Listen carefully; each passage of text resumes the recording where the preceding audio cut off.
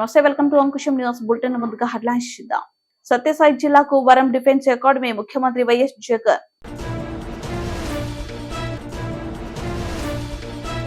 పుట్టపర్తిలో పోటీ చేస్తా, గెలుపు నాదే. వైసీపీ నాయకులకు ఓటమి భయం పట్టుకునే నాపై అసత్య ఆరోపణలు పల్లె రఘునాథ్ రెడ్డి. మాజీ మంత్రి బీసీల అండా తెలుగుదేశం పార్టీ పెనుగొండ నియోజకవర్గ అభ్యర్థి బీకే పార్థ సారథి.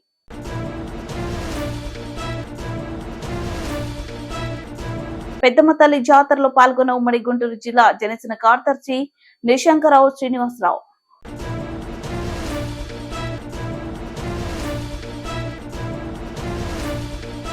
వినుకొండలో వైసీపీ నాయకులు టీడీపీ నాయకులపై దాడి.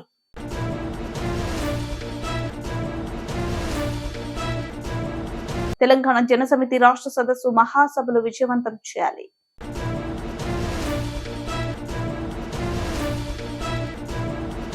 సత్యసాయి జిల్లాలో డిఫెన్స్ అకాడమీ ఏర్పాటు కావడం ప్రధాని నరేంద్ర మోదీ చేతుల మీదుగా ప్రారంభం కావడం కరువుల నేలకు వరం లాంటిదని వైఎస్ జగన్మోహన్ రెడ్డి ఏపీ ముఖ్యమంత్రి అన్నారు. సత్యసాయి జిల్లా పెనుగొండ నియోజకవర్గంలోని గోరెంట్లలో డిఫెన్స్ అకాడమీ నూతన భవనాలు ప్రారంభోత్సవ కార్యక్రమం జరిగింది. ఈ కార్యక్రమంలో ప్రధాని నరేంద్ర మోదీతో పాటు రాష్ట్ర ముఖ్యమంత్రి వైఎస్ జగన్మోహన్ రెడ్డి పాల్గొన్నారు. ఈ సందర్భంగా వైఎస్ జగన్మోహన్ రెడ్డి మాట్లాడుతూ, వెనుకబడిన ప్రాంతాల్లో ఇటువంటి అకాడమీలు రావడం వల్ల ఈ ప్రాంతం మరింత అభివృద్ధి చెందే అవకాశం ఉందని వైఎస్ జగన్మోహన్ రెడ్డి అన్నారు. రాష్ట్రంలో పరిశ్రమలు ప్రోత్సహించేందుకు ఏపీ ప్రభుత్వం అన్ని చర్యలు తీసుకుంటుందని వైఎస్ జగన్ అన్నారు.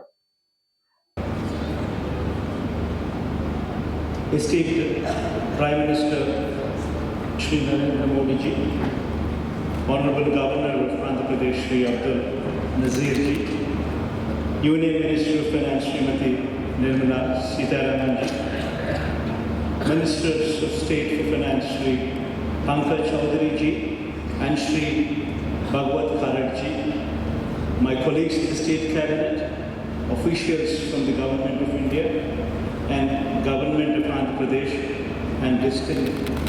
and distinguished guests. It is indeed a privilege to participate in the inaugural event of the second campus of the National Academy of Customs, Indirect Taxes and Narcotics, NACIN, a preeminent institution that enables comprehensive training, indirect taxes and narcotics control for officers representing various entities such as CBIC, Narcotics Control Bureau and so forth. And a few words in Telugu so that the audience, my profound thanks ఈ సందర్భంగా శ్రీ నరేంద్ర మోడీ గారికి. ఎందుకంటే అత్యంత వెనుకబడిన జిల్లాలలో ఒక జిల్లా అయిన అనంతపురం జిల్లాలో ఒక వరల్డ్ క్లాస్ ఇన్స్టిట్యూట్, ఒక వరల్డ్ క్లాస్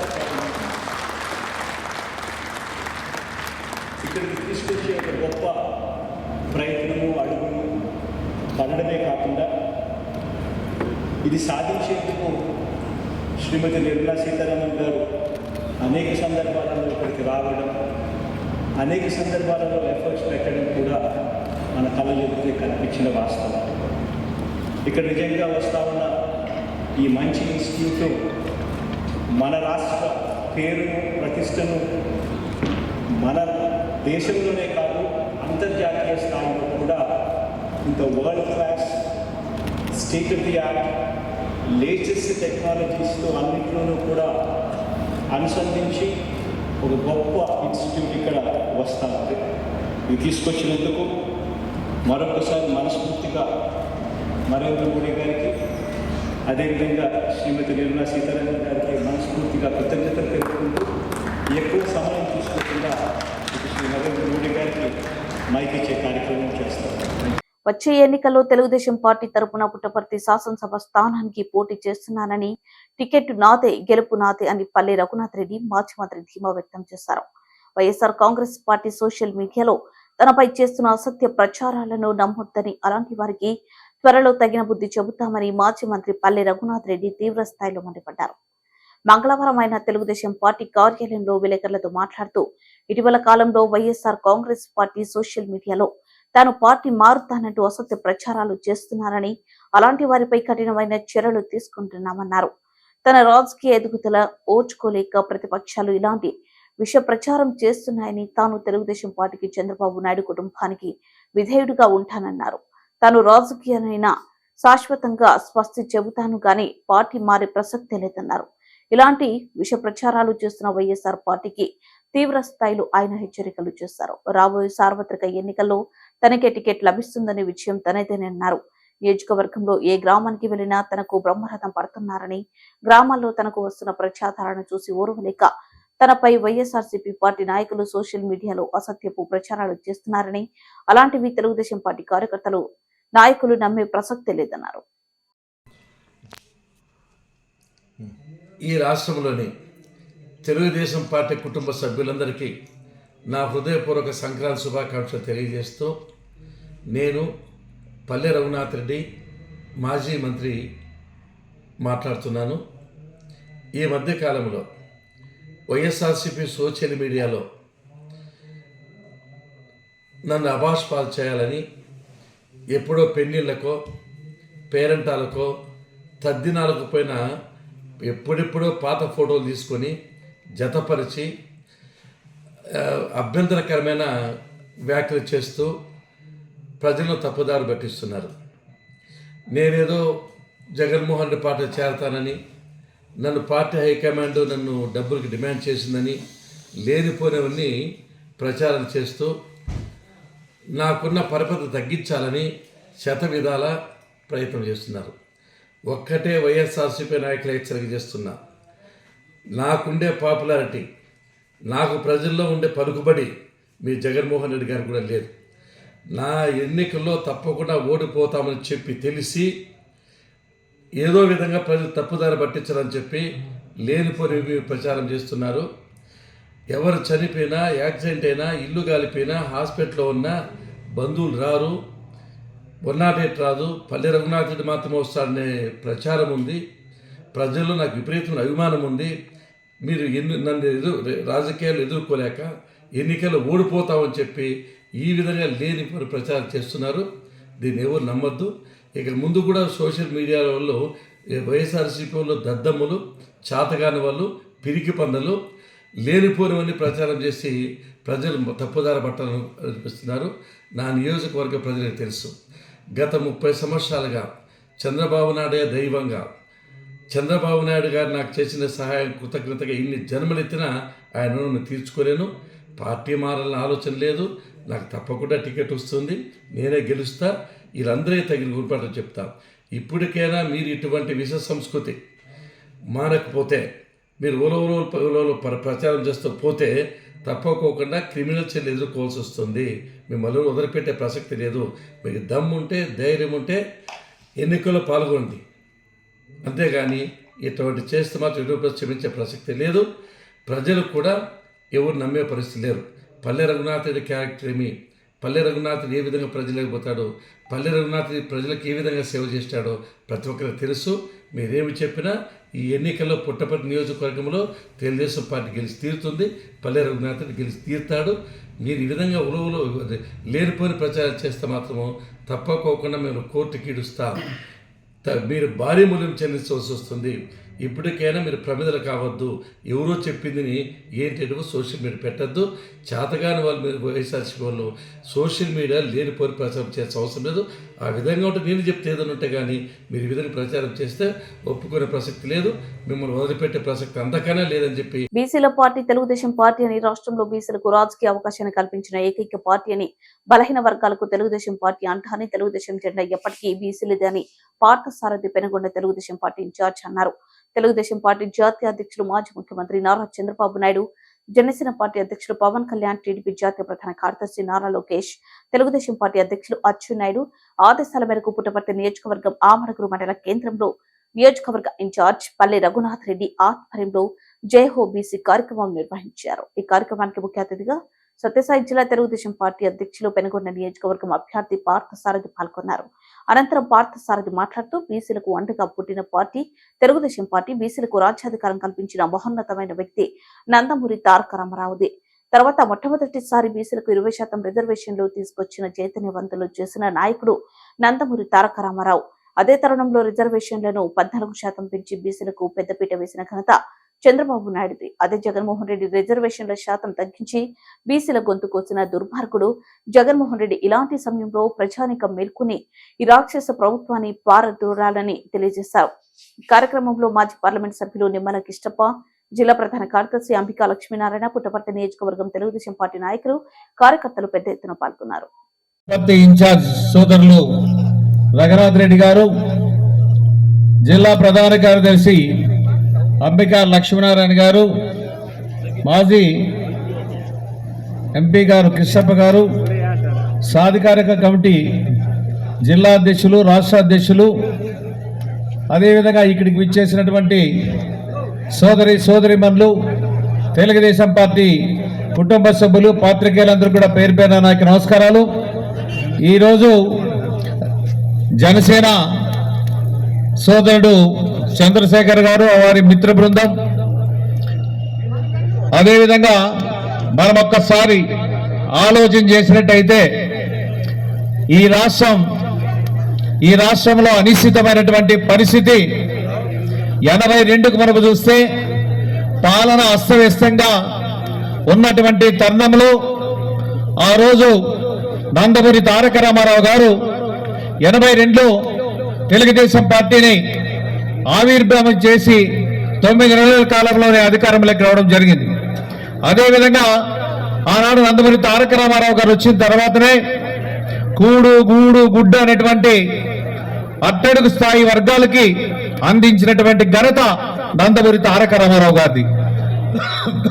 అదేవిధంగా ఎన్నికల్లో కూడా చూసినట్లయితే ఆ రోజు 83లో జరిగినటువంటి ఎన్నికల్లో అన్ని వర్గాలు, అన్ని కులాల వాళ్ళకు కూడా పాలనలో భాగస్వామ్యం కల్పించిన ఘనత నందమూరి తారక రామారావు గారిది. అన్ని కులాలకు ఆ రోజు డాక్టర్లు, ఇంజనీర్లు, లాయర్స్, రకరకాల బీసీ కులాలకు చెందినటువంటి వ్యక్తులకైతేనేమి, మైనారిటీ సోదరులకైతేనేమి అందరూ కూడా ఆ రోజు శాసనసభలో అవకాశం కల్పించినటువంటి వ్యక్తి నందమూరి తారక రామారావు గారు. అదేవిధంగా ఆ రోజు చూసినట్లయితే 83కు మనం చూస్తే ఎక్కడ కూడా బీసీలు అనే వాళ్ళు స్థానిక సమస్యల్లో ఎక్కడ ఉండేవాళ్ళు కాదు. ఆ రోజులో సమితులు ఉండేవి. సమితులుంటే అదేవిధంగా సమితుల్లో కానీ జిల్లా పరిషత్తులో కానీ ఏ ఒక్క చిత్రపటం కూడా బీసీలు ఉండేది కాదు. కానీ నందమూరి తారక రామారావు గారు అధికారంలోకి వచ్చిన తర్వాత స్థానిక సమస్యలు రిజర్వేషన్లు 20% ఇవ్వడం జరిగింది. రిజర్వేషన్లు ఇచ్చిన తర్వాతనే అదేవిధంగా ఎంపీటీసీ సభ్యులుగా, మండల పరిషత్ అధ్యక్షులుగా, జిల్లా పరిషత్ సభ్యులుగా బీసీలు వచ్చారంటే అది నందమూరి తారక రామారావు గారి ఘనత. అదేవిధంగా అనంతపురం జిల్లా పరిషత్ లో చూస్తే 85కు మునుపు ఏ ఒక్క బీసీ చిత్రపటం అక్కడ ఉండేది కాదు. 85 తర్వాతనే మొట్టమొదటిసారిగా లింగరాజుకు అవకాశం జరిగింది, బోయే కులానికి చెందినటువంటి వ్యక్తి. అదేవిధంగా తర్వాత 95లో నాకు అవకాశం వచ్చింది, నేను కురుబ కులస్తుంది. అట్లే కంటిన్యూషన్ గా తీసుకున్నట్టయితే ఈ రోజు అత్యధిక భాగం 90% బీసీల యొక్క చిత్రపటాలు జిల్లా పరిషత్లో ఉన్నాయంటే అది నందమూరి తారక రామారావు గారు, చంద్రబాబు నాయుడు గారి ఘనతని ఈ సందర్భంగా తెలియజేస్తా ఉన్నా. చంద్రబాబు నాయుడు గారు 20% ఉండే రిజర్వేషన్లే 34%కి రిజర్వేషన్లు పెంచడం జరిగింది. తద్వారా బీసీలంతా కూడా సర్పంచ్లు అయితేనేమి, ఎంపీటీసీలు అయితేనేమి, మండల పరిషత్ అయితేనేమి, జిల్లా పరిషత్ సభ్యులు అయితేనేమి, జిల్లా పరిషత్ చైర్మన్లు అయితేనేమి ఆ విధంగా ఎక్కువ సంఖ్యలో బీసీలు రావడం జరిగింది.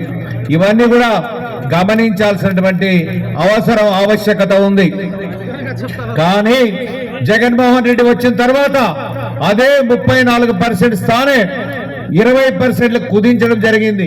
అంటే దాదాపు 16,000 పోస్టులు పోయినాయని సందర్భంగా తెలియజేస్తా ఉన్నా.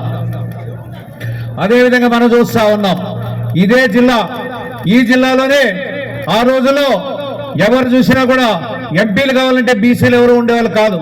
కానీ మొట్టమొదటిసారిగా 99లో వాల్మీకి సోదరుడు కాలువ శ్రీనివాస్ అనంతపూర్ పార్లమెంట్ మెంబర్గా, తర్వాత నేను వచ్చా. నేరుగా ఇద్దరు కూడా 99లో వచ్చాం. తర్వాత క్రమంలో నిమ్మల కృష్ణప్ప 2 సార్లు ఎంపీగా కూడా చేయడం జరిగింది. అదేవిధంగా మంత్రిగా రామచంద్రారెడ్డి గారికి అవకాశం ఇచ్చారు, కాలువ శ్రీనివాస్ గారికి ఇచ్చారు. అంటే మంత్రులు అనంతపురం జిల్లా అంటే బీసీ జిల్లా. ఈ బీసీ జిల్లాకి బీసీలకి ఎక్కువ భాగం అవకాశం ఇచ్చింది చంద్రబాబు నాయుడు గారు. భవిష్యత్తులో కూడా బీసీలకి పెద్ద పీట వేస్తారు తెలుగుదేశం పార్టీ. ఈరోజు సామాజిక న్యాయం అని చెప్తా ఉన్నాడు జగన్మోహన్ రెడ్డి. మీరు చూస్తే ఈ సామాజిక న్యాయం అంటే మనం చూస్తే ముఖ్యంగా మన అసెంబ్లీలో ఎవరైతే మంత్రిమండలిలో ఉన్నారో వాళ్ళంతా కూడా చూస్తే బ్యాక్ బోన్ లో ఉన్నారు. బీసీలంతా ఎక్కడ కూడా ముందు వరుసలో లేదు. ఏదైతే ఫైనాన్స్ ఉంటుందో, ఏదైతే మంచి మినిస్ట్రీ ఉంటుందో వాళ్ళంతా కూడా అగ్రవర్ణాలు మాత్రమే ఉన్నారు.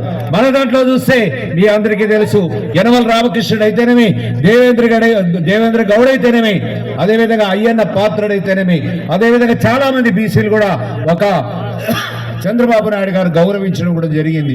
కాబట్టి మనమంతా కూడా ఆలోచించాల.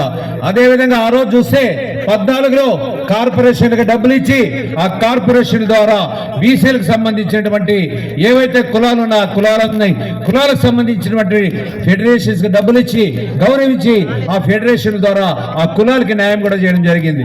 ఈ రోజు జగన్మోహన్ రెడ్డి 63 కార్పొరేషన్లంట, ఫెడరేషన్లంట, తూటుబట్టు కూడా ఒక్క పైసా కూడా రిలీజ్ మాత్రం కాలేదు. 63 ఏదైతే ఉన్నాయో ఫెడరేషన్లు ఉన్నాయో కార్పొరేషన్లు ఉన్నాయో దానికి చేరు కుర్చీ మాత్రమే ఇచ్చారు తప్ప ఎలాంటి నిధులు ఇవ్వలేదు. అందరూ గమనించాల్సినటువంటి అవసరం ఉంది. అదేవిధంగా బీసీల మీద ఈరోజు దాడులు, మాట్లాడితే కేసులు, మాట్లాడితే 307లు, 420లు, ఈ విధంగా ఈరోజు అరాచకమైనటువంటి ప్రభుత్వం రాజ్యం వెళ్తా ఉంది. అసెంబ్లీలో అచ్చెన్నాయుడు గారు మాట్లాడితే ఆయన మీద 60 రోజులు జైలుకి, కొల్లు రవీంద్ర గారు మాట్లాడితే ఆయన జైలుకు పంపించడం జరిగింది. అదేవిధంగా ఈ రాష్ట్రంలో ప్రశ్నించే వాళ్ళందరికీ ఈరోజు జైలుకు పంపించడం జరిగింది, కేసులు బనాయించడం జరుగుతూ ఉంది. అయితే ఒక్కసారి మనం కూడా మన నాయకుడు ఆ విధంగా కాదు, న్యాయంగా పోవాలి, ధర్మంగా పోవాలి. బొల్లపల్లి మండలం గంటినమల తండా గ్రామంలో జరుగుతున్న పెద్దమ్మ తల్లి జాతరలో పాల్గొన్న ఉమ్మడి గుంటూరు జిల్లా జనసేన కార్యదర్శి నిశంకరావు శ్రీనివాసరావు, కార్యక్రమంలో జనసేన మండల అధ్యక్షులు హనుమాన్ నాయక్, ఉపాధ్యక్షులు వెంకటేశ్వరరావు, కార్యదర్శి నాగేంద్రబాబు, గ్రామ నాయకులు మరియు తెలుగుదేశం నాయకులు నాగేశ్వరరావు, గోవింద్ నాయక్, నారాయణ తదితరులు పాల్గొన్నారు.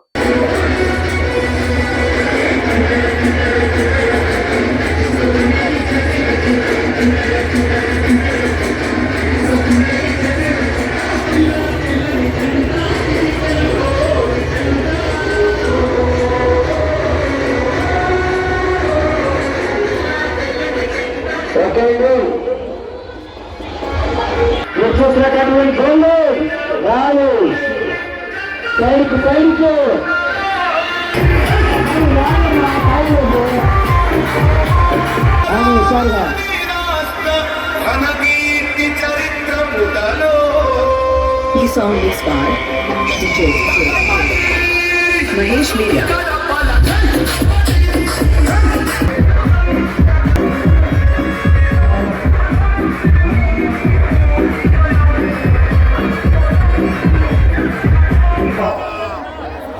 దయచేసి కొద్దిగా పర్వాలేదు, కొద్దిగా సైడ్ రాండి, కొద్దిగా దయచేసి కొద్దిగా సైడ్ రాండి, కొద్దిగా దయచేసి సైడ్ రాండి, దయచేసి. తెలుగుదేశం పార్టీ రైతు నాయకులు పెమ్మసారి నాగేశ్వరరావు గారిని వేదిక నిలవాల్సిందిగా కోరుతున్నాం, మనం చేస్తున్నాం. తెలుగుదేశం పార్టీ మండల అధ్యక్షులు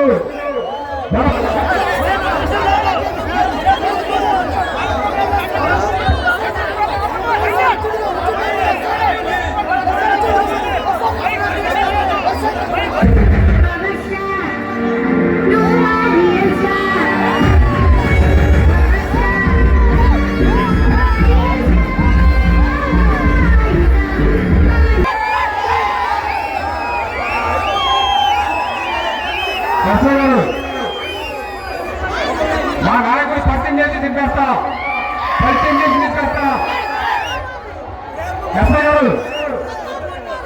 ఎస్ఐ గారు పరిశీలించి మాట్లాడడం లేదు పరిశీలించి తప్ప మీకు ఇబ్బంది లేదు.